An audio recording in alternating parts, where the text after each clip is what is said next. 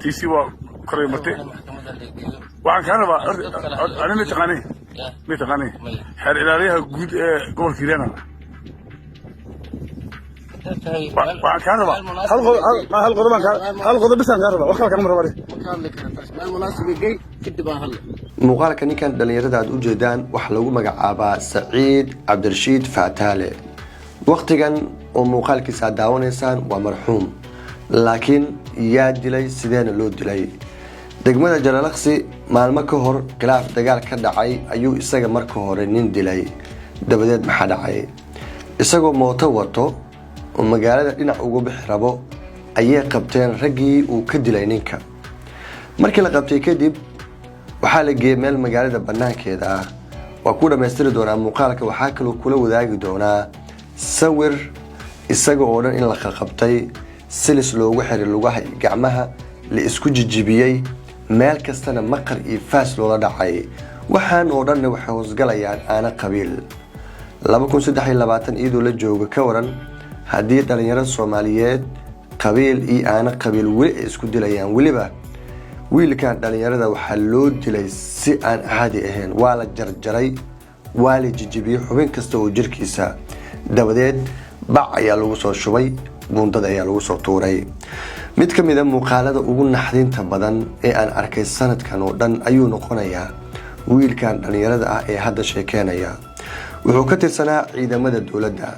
halkan marka lagu qabtay ninkan wuxuu leeyahay aniga ayaa abooska shuute aniga ayaan halkan kuugu ciqaabi doono ka hor inta aan la dilin muuqaalkan ayay ka duubeen way wareysteen isagu wax yar uu isgiijinayaa wuxuu leeyahay wax kasta waxa ka hor sheegi doona maxkamadda nidaam dawladeed ila mara laakiin maxaa dhacaya تيسي وكريمتي وعن كان أنا متقني حر إلى عليها جود قول كيرانا وعن كان هل قضى بس عن كان وخلك عمره وري المناسب الجاي كنت بهلا السؤال اسمع مقعدوا ده سعيد عبد الشيء أنا نفسه العزة لا تعالى من هي الناس ده اللي جاي السؤال أنكو يدينا السؤال أنكو يدينا محكمة ده إذا ما قلب كثير ما كسر وصل لك إيه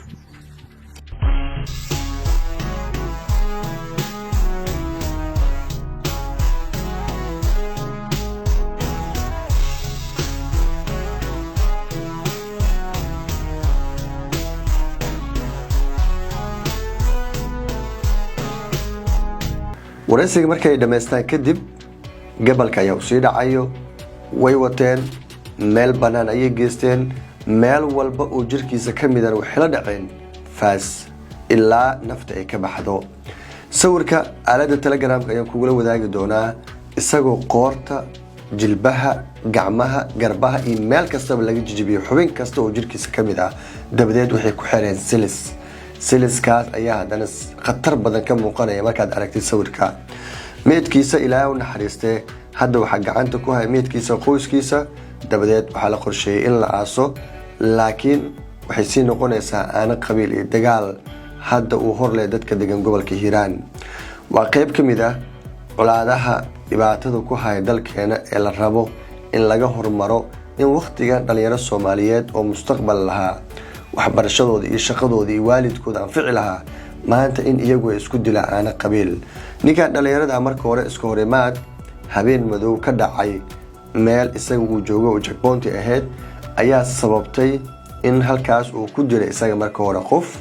qofku uu dilay reerkiisana halkan yimaaday dabadeed isaga ayaa la gadgaaday waa la qabtay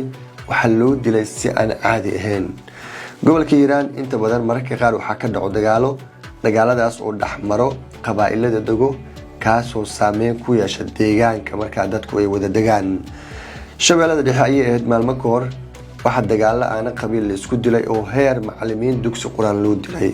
markaana gobolka Hiiraan ay ka bilaabanaysaa waxa uu rajaynayaa dadka degan Hiiraan in arintan ay xaliyaan oo ay nabad ku dhamaato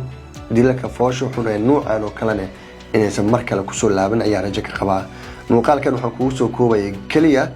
wiilkan dhalinyarada ah ee sida foosha xun loo dilay iyo waqtigan la joogo 2023 in aana qabiil isku dilo inaanu ahayn wax wanaagsan oo dadka loo sheegi karo muuqaalka qabo la wadaag saaxiibadaada mahadsanideen